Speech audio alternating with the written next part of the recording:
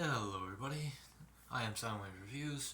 Today we're going to be taking a look at Byway TW1031, also known as Scourge from the movie Transformers Rise of the Beast.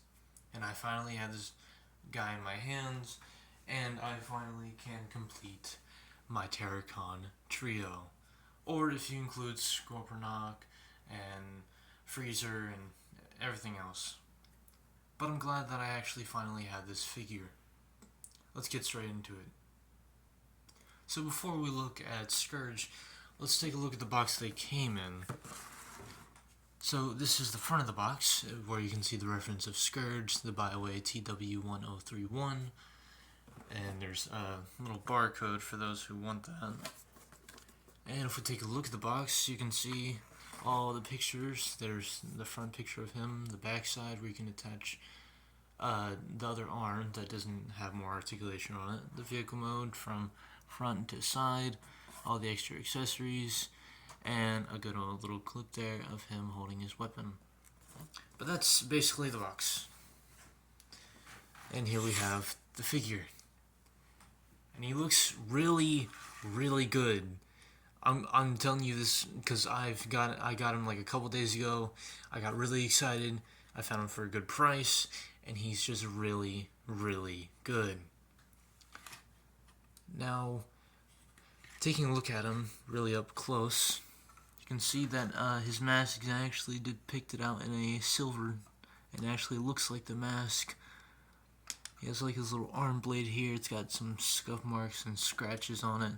He does have that internal furnace too on his chest, and thus this being a knockoff, it is going to have some parts to it to where it doesn't actually look like the actual figure, like some of the insignias on it, and say for the extra parts that he comes with, the insignias, and he also falls over easily too.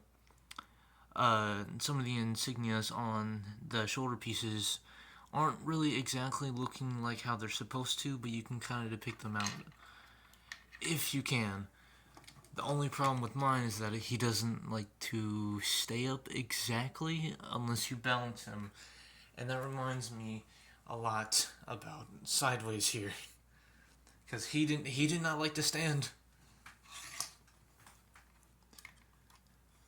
But he does have this full-on little claw arm here. It has more articulation points compared to the original mold. He has better looking feet. His feet didn't look all clunky and skinny. He actually has good looking legs now. And the back is fairly clean too, and there actually is screws, not like those weird little like cap parts where it just didn't really look good on the figure. And they're not loose. On my copy, of course, but there might be some other people's copies that have loose parts on it. But beside from that, let's just take a look at his accessories. So, Scourge here actually comes with quite a bit of accessories. One of them being the Transwarp Key. I guess this is kind of a depiction of how it was on to where it showed where Optimus Primal and Ape Link, they were like fighting some of the Scorponok's and Scourge here, and this is kind of how it looked. It was a little bit more like rock texture to it, but this is more like a smoother out of it. His other accessory is his original claw arm, but for some reason it's like deformed and it looks kind of weird. So I probably will just either, I don't know, keep this somewhere if I lose that one somehow, or I just might put it in an accessory bag, as I always do for some accessory that I don't want. Again, y'all already saw the shoulder pads. They're basically better looking shoulders that you can install in him. I'll go ahead and show a part of that here soon. And we have his arm cannon that's casted in a full black. That's the only issue that I have with the accessories, is that the arm cannon doesn't really match the color of the arm, so it just really stands out a little too much. But I still appreciate the accessories. The better shoulders make them look fantastic. I'll go ahead and do that right now. And here we have Scourge with the other shoulders. And to show off the original ones that he had on, these are more like angular in how they actually looked in the movie compared to basically the front grill of the truck onto his shoulders. They look really good on him, and it actually kind of breaks it up quite well for the shoulders. It's not like really all blocky anymore. It's more angular, like I said. It just really looks really good on this figure, and I cannot just get over that. He does have some die-cast parts on him, and they're actually on his feet. They're quite small, but they're kind of like hydraulics in a way, and I really like the look of that. His face can be removed, but there's no really ugly face behind there. You just see a bunch of clear plastic. I don't quite recommend doing this, but I guess if you want to do some kind of 3D print head on there, you can use those posts. For whatever reason, if you want an ugly looking face for Scourge, then hey, you do that. I'm not judging. I would completely appreciate if somebody did that, because I might actually buy that. But yeah, let's get into articulation.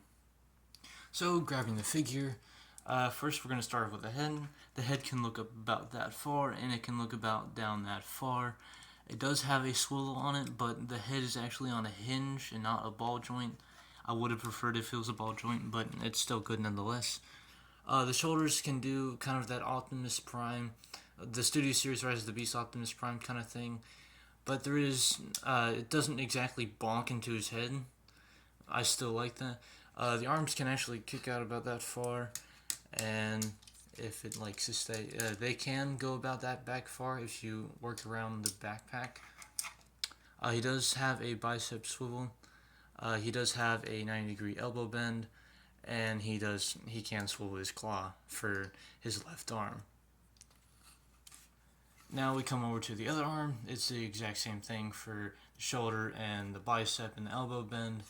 He just has some articulated fingers, and that's pretty much it. Unless you want to count the blade, there's a hinge joint, but that's for transformation. And if you want to position the blade, you have to pop that out of the hand and use these bunch of hinges here and just do what you want to do with it. And personally, I just like it to where he's holding it, even though it mostly depicts it of where it's just coming out of his arm, but it still looks good in his hand. He does have a waist swivel. It's kind of loose, but I can work around it. His legs can kick about that far.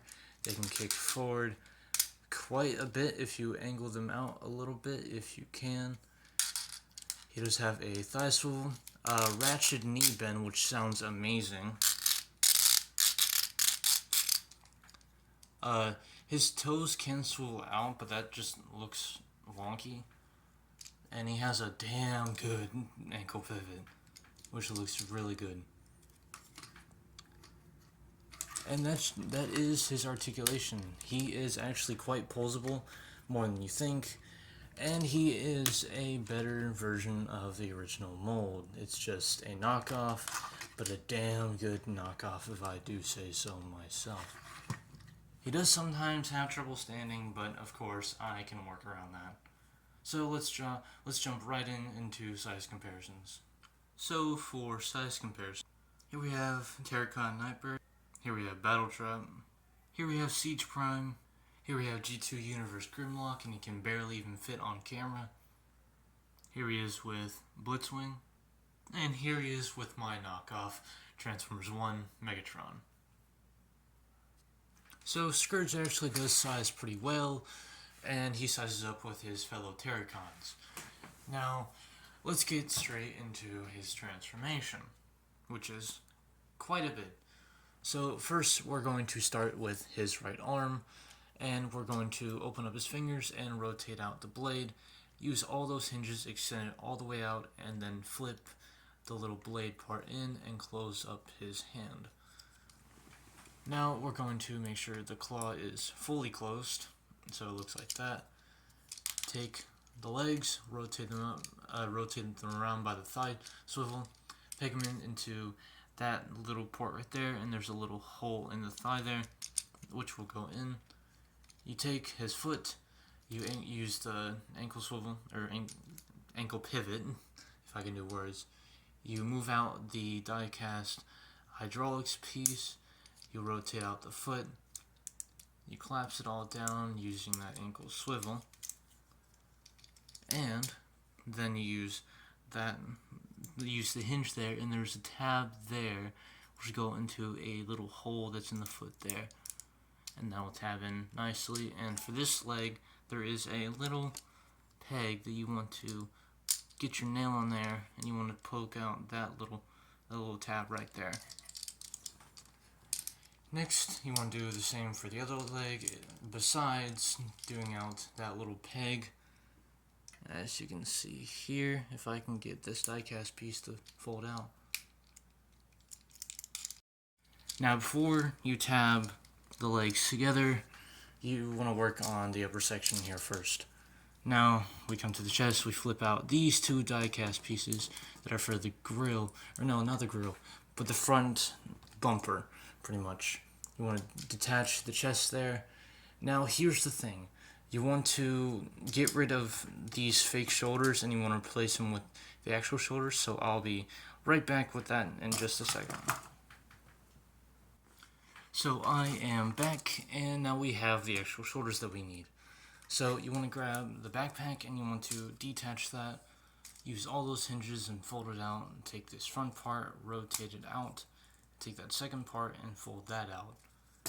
Then you want to unfold these out, and right now he's kind of looking like a whole bit of a mess right now, but trust me, I've done this transformation so many times, it's pretty much memory wise. You want to rotate these arms until they're up like that, as you can see on camera. You want to detach them from the chest and rotate them all the way around. Do the same on the other side to line up the shoulder, rotate that around. And you want to straighten them out pretty much like this.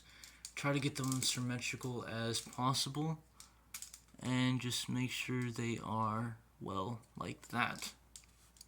Then you want to take this part, and there is a tab right there that'll go into a little hole that's right there. That's going to collapse right there. Might make a little noise, but then you want to rotate this in towards the roof of that. If it was okay, then you want to move it down. Try to move the shoulders to where it gets past that. Then you want to tab the shoulders into that, and there you go. You have the front of the truck already pretty much done. Then you want to fold out this wheel from the chest. Take that tab. There is a slot right there, which will peg in.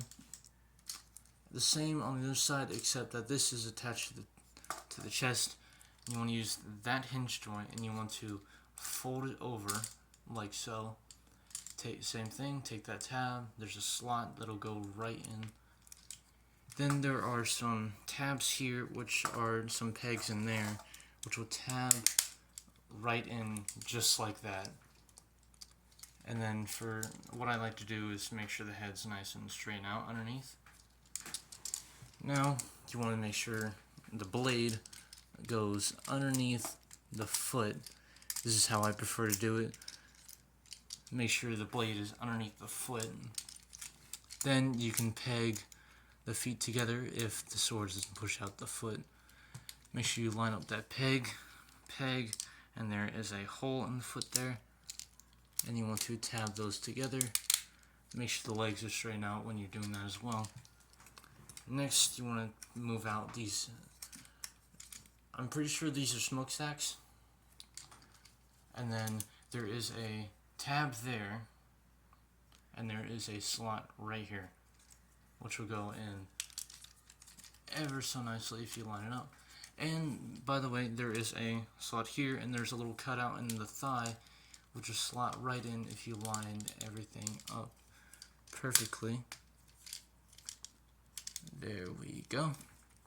Same on the other side. Move out these, and then slot, and then there's a peg, and then peg there, and a little cutout in the thigh right there. Rotate that down. if it can, because the claw arm is going to be a little bit stubborn about it. Make sure that lines up.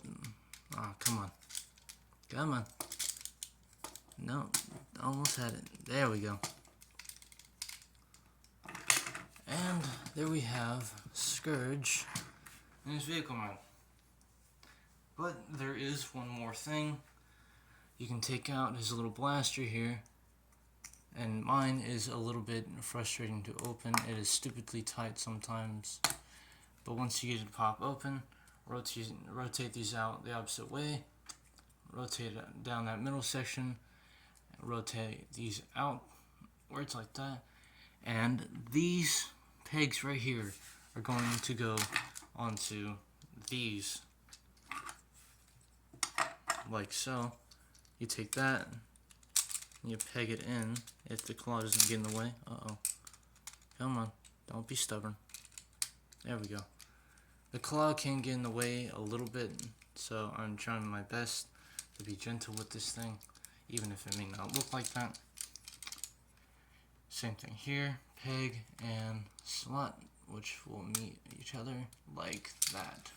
Then there's a little bit of accessory storage there. You can't really store the fake shoulders and the transwarp key and also the other claw, but I can understand why they can't really fit in there, but it's quite understandable. But his vehicle mode looks good nonetheless. Now let's go ahead and take a look at his vehicle mode.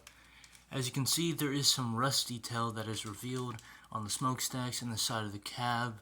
Here, I do like the orange clear plastic, but it's mostly inserts and it's no longer fully casted out for the original mold. But on the knockoff here, it's just inserts instead of it being all clear plastic, which is why there were some breakages for it. But this looks good nonetheless, except for really the back, but I'm not really going to be looking at the back. I'm going to be looking at the front because I like this. I like his alt mode a lot. Maybe a little bit more than Battle Truck, actually. But I do like the look of it. I like the little bit of rust detail. I like the color of metal they actually used on the knockoff here. And I like it that they gave him a better looking head than the original mold, because the original mold did not look good. This is how it looks on the other side, by the way, if I didn't already show you. The sword is tucked away underneath instead of it being on the top, because it used to tab into the kind of around the knee right here, but it no longer tabs into there, unfortunately. But that is his vehicle mode, so let's do some vehicle mode size comparisons. So for size comparison, here we have Nightbird, here we have Battle Trap, here we have my previous review. Wait, no, not Sideswipe. Why was I thinking Sideswipe? Oh my goodness. Why can I not remember his name? No! By the way, his name was Sideways. Just so you know. Here we have Blitzwing. Here we have Siege Prime, if I can even speak words. And here we have the big cheesy dinosaur that's next to this creepy bounty hunter man. So that was my review of TW1031. I hope y'all enjoyed today's review. I hope to be getting back into making more reviews for y'all, since I have been gone for maybe a little bit over a month. My bad, I had to move and everything, so, you know, new setup, new table, a wall that doesn't look like it's dirty, too, so there's that. I'm glad y'all enjoyed this review. Check out my Discord, I have that linked in my bio, and check out anything else that I have on my channel, my shorts, previous videos that I've made, and I'll see y'all in the next one. Peace out. I love y'all. This has been Zombie Reviews. I enjoy every single one of y'all that comments, views my videos, likes it. Thank you so much. Alright, I'll see y'all in the next one. Peace out.